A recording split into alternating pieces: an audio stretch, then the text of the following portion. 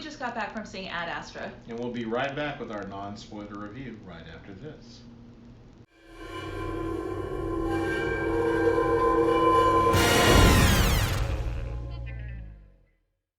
Hi folks, welcome back to Pop Pop Fizzle. I'm Jeff. I'm Heidi. And we're here to give you our non-spoiler thoughts about the movie Ad Astra. Now, if you're not familiar with Ad Astra, it is a movie about a Sherlock Holmesian lizard lady who lives in Victorian London. Why are you looking at me like that? That's not Ad Astra. That's not Ad Astra? That's What's not. that? I don't. Is that Madame Vastra? That's Madame Astra. See, I always get those two confused. Not the lizard lady. Forget what I said about that. Ad Astra is the new film starring Brad Pitt, who I think is one of the few, Tom Cruise, kind of one of the couple of the few guys of that old Hollywood era that people still go see a movie just because they're in it. Yeah, that's true. That's how I think of this movie. It's the new Brad Pitt movie. There's not a whole lot of celebrities I think about that way. No, not really. Yeah. Anyway, that's it for us. Good night, folks. No. Oh, we got to do the review. Review. Okay, so I know we watched the trailer for this film. Did we do a reaction? I am pretty sure that we did not do the reaction. I lose track. Because I'm pretty sure we saw the trailer in a theater. I'm pretty sure we did.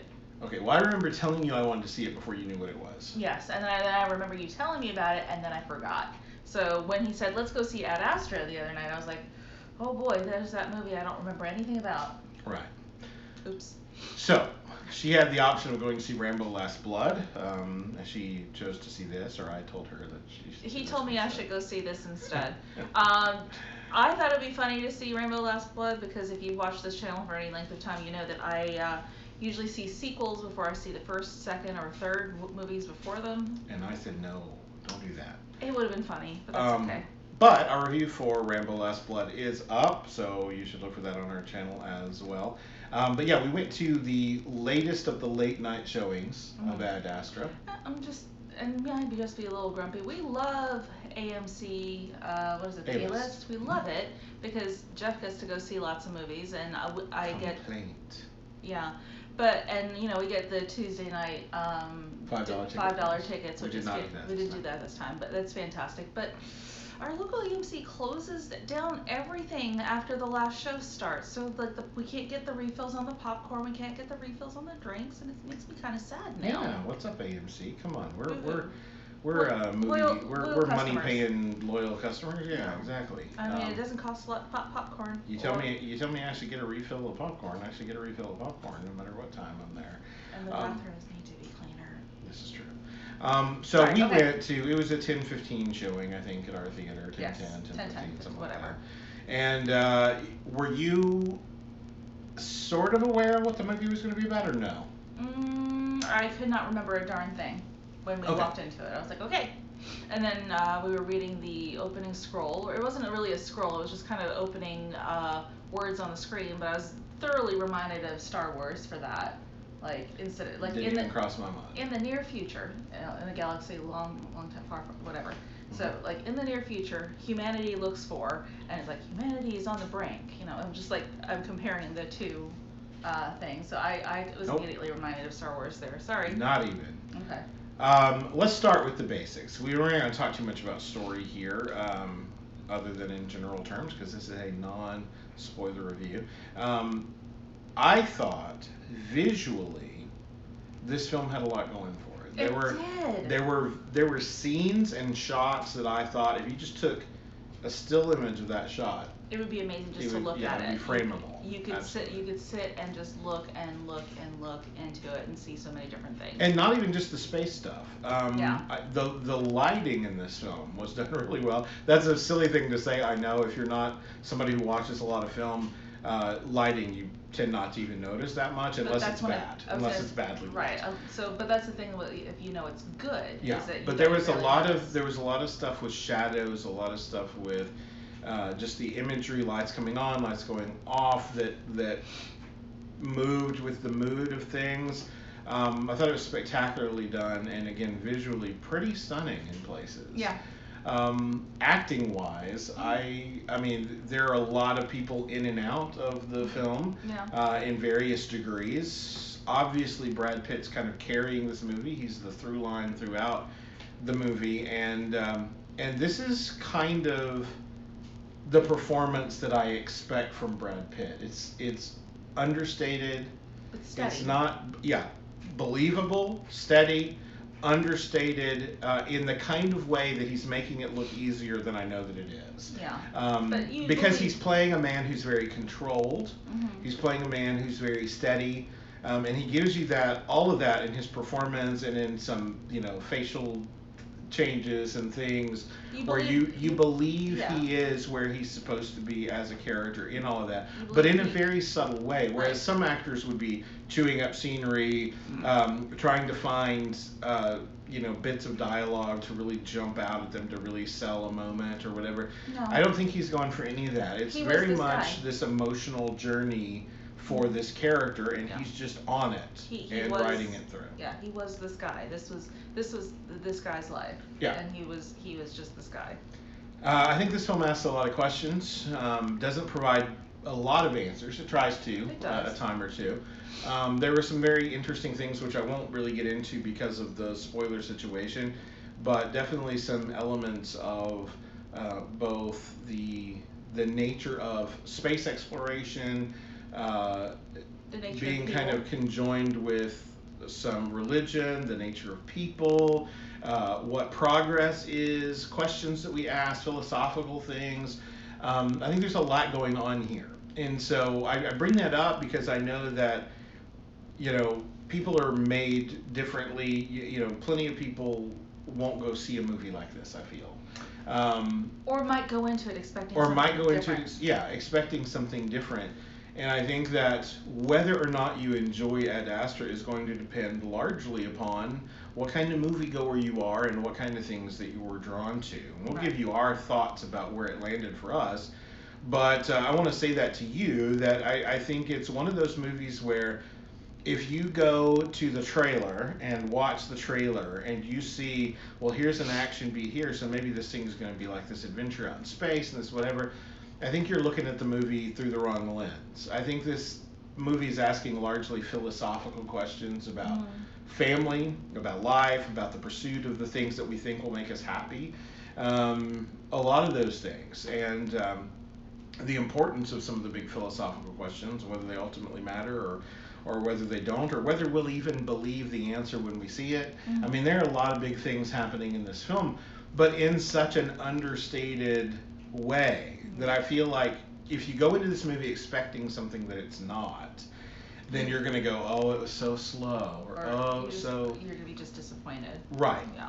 So I think it's fair that going in, this is not an action film, it's not an adventure film. Although there are action beats. Sure, absolutely. Sure, but it's not. That's not the bulk or the breadth of the movie. There are things that happen that have to propel the movie on. If you saw him laying next to Liv Tyler in the trailer, and you think that you're going to get some sort of romance happening in this film, you're not. There are, and I don't think that's a spoiler. It's just saying that there are characters that are here for very specific things, for very specific moments and reasons. But Brad Pitt is the character that you're going to be following throughout the course of this movie, and he holds it well. I think he plays it all very well. But I think if you go in looking for the wrong thing, you may find yourself disappointed. I was not disappointed.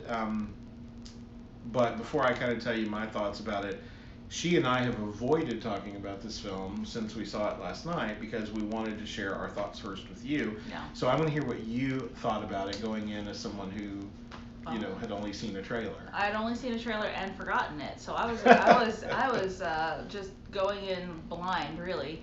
But probably literally, because her contacts have been giving her a fit. Yeah, sorry, I've been rubbing up all over this one because it's just driving me nuts. Anyway, but yeah, I went into it not knowing, not even remembering what it was supposed to be about. I know what the words Ad Astra mean, that it has something to do with stars. So it's not the lizard lady? Not the lizard lady. Dang it. Oh my god. Anyway, and then I just kind of, I have a habit of wanting to go into movies and letting myself take them in. So it is I don't put a lot of my expectations into it unless it's something like Star Wars, because then you always have expectations. But I was just wanting to take it in, and it was It was beautiful. I found Brad Pitt to be very, very well. He did very well with this, like really well done with the acting, with the emotions, with the facial. See, I thought you were going to say I found him to be beautiful too. Actually, because we had so many close-ups of him, it's like, yeah, I can believe he's about 50, because he is. Mm-hmm. Yeah. He has beautiful eyes, though. He does have very lovely pretty eyes. He does have very pretty eyes. Pretty eyes. You got real pretty hair. His hair could use some work. It's okay.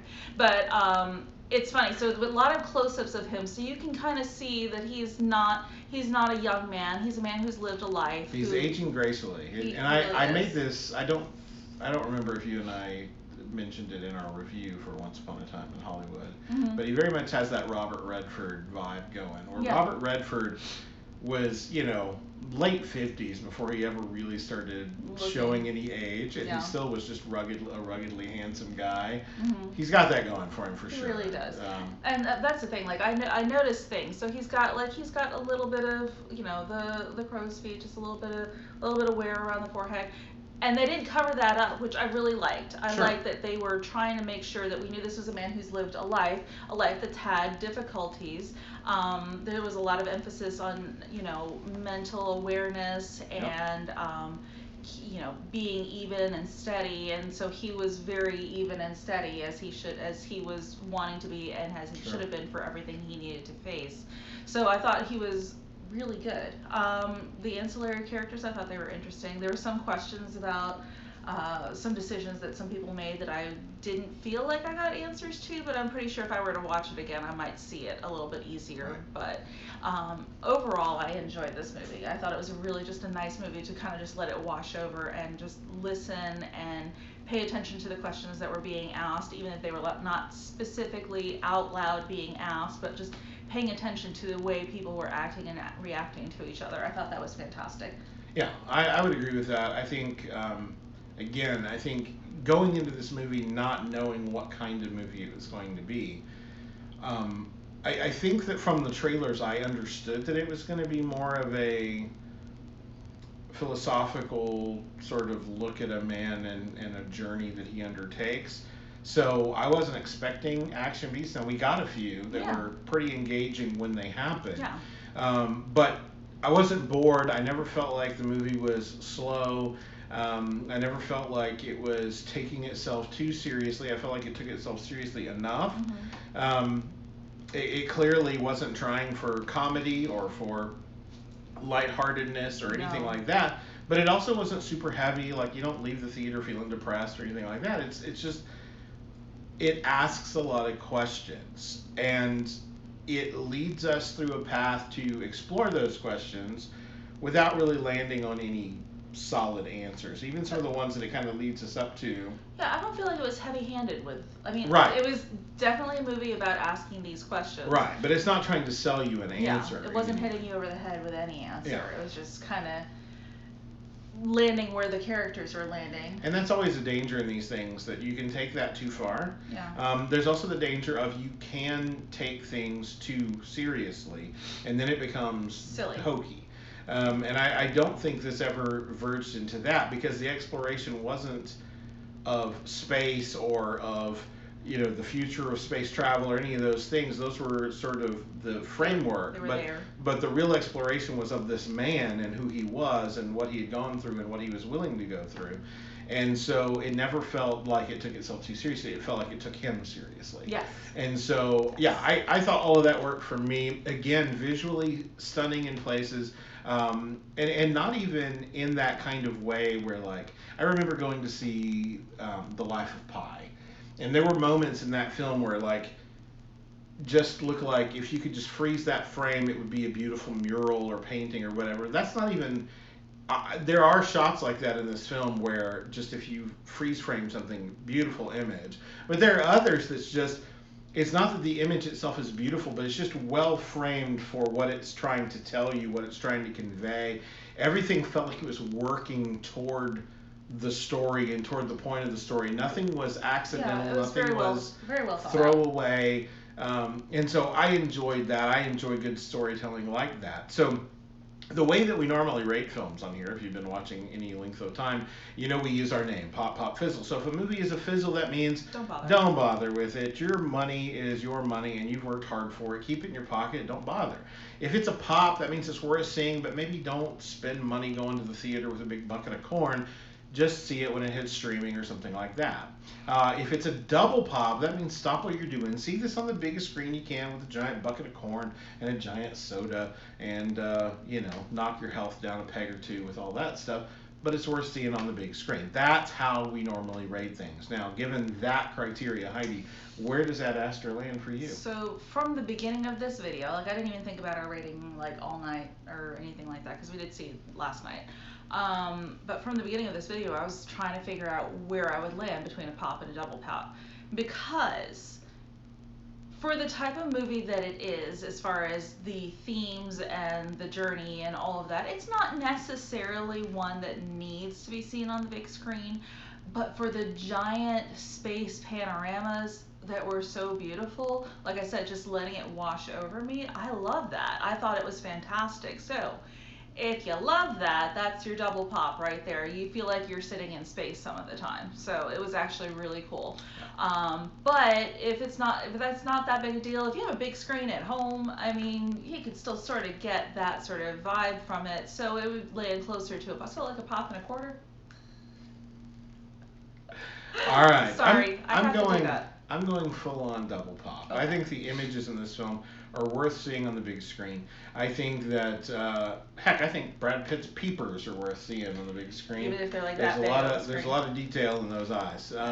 But no, I think that the movie itself is filmed so well and done so well that it's worth seeing on the big screen. I don't say that about every movie, even movies that have a lot of spectacular things happening on screen. Mm-hmm. I don't think they all need to be seen on the big screen. I think this is a story well told in a very specific way, and I think that's worth spending money on in a theater. So that's where I am. I'm going to double pop it, and all right, I'll pop up to a pop and a half. Pop and a half. Pop and a half. Okay, right. So you hear it from us. Pop and a half, double pop here.